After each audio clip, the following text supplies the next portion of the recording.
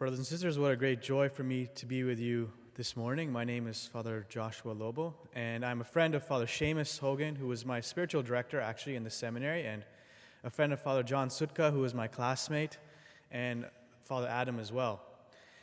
After I graduated from the seminary and was ordained a priest, I was shortly in a parish, but then sent to Rome for further studies.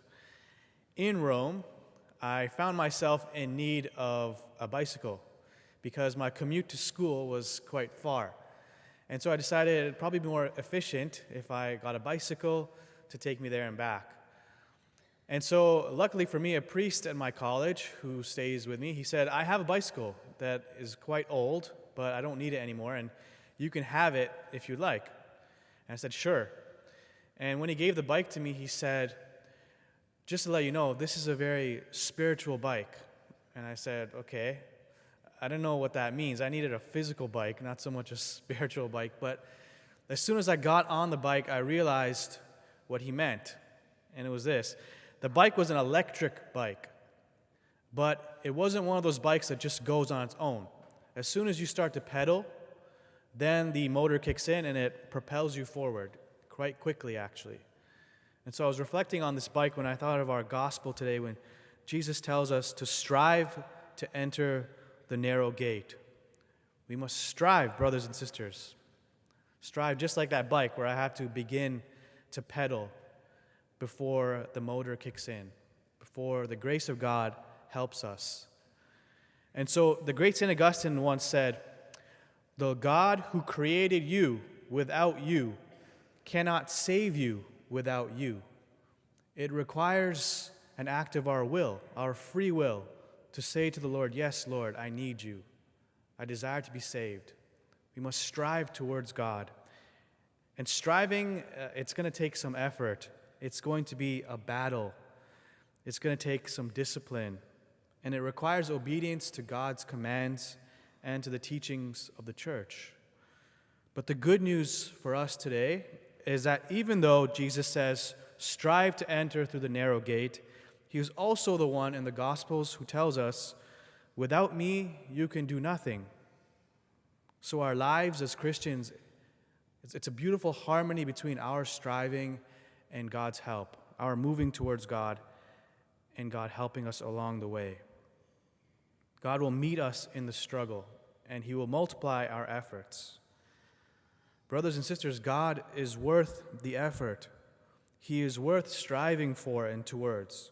And it is worth living for eternal life even now. And we can choose it by our actions. Our second reading today beautifully says, endure trials for the sake of discipline, for God is treating you as his children. For the Lord disciplines the one whom he loves. The beautiful news is that God sees us as his children, even as we are sort of stumbling along. One of the great joys of being a priest is being welcomed into many homes and getting to interact with many different families. And some of my good friends now have become parents for the first time, and it's beautiful to see them with their children, how much they love their children, how much they delight in their children.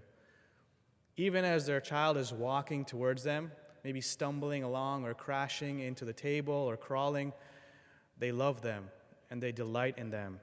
This is what St. Francis de Sales tells us. God delights in every step that we take towards him, even if we're stumbling along at times.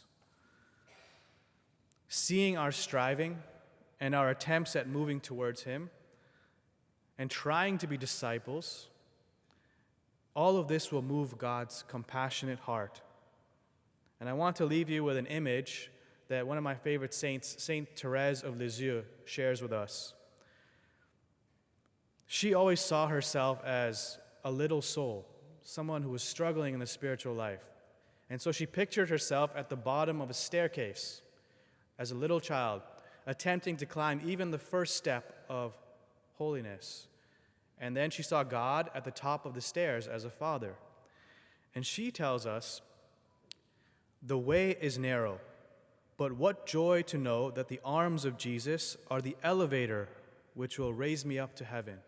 Her point was, which father, seeing their child at the bottom of the stairs, struggling to climb up, will not come down and pick up their child and take them to the heights. This is God our Father. So, brothers and sisters, the whole spiritual life can be summarized like this: strive, strive, strive to love God, to know God, to put into practice the commands of the church. And when we fall and fail, get up quickly, come to the sacrament, and never, ever, ever become discouraged. Have great confidence in the mercy of God and in His desire to be with you forever in heaven, and that He Himself will come and pick you up. These aren't just my words, they're also the words of Jesus in the gospel, and I will leave you with them today. He says to us, "Do not be afraid, little flock, for it is your Father's good pleasure to give you the kingdom. In my Father's house there are many dwelling places. If it were not so, would I have told you that I go to prepare a place for you? And if I go and prepare a place for you, I will come again and will take you to myself, so that where I am, there you may be also." May God bless you always.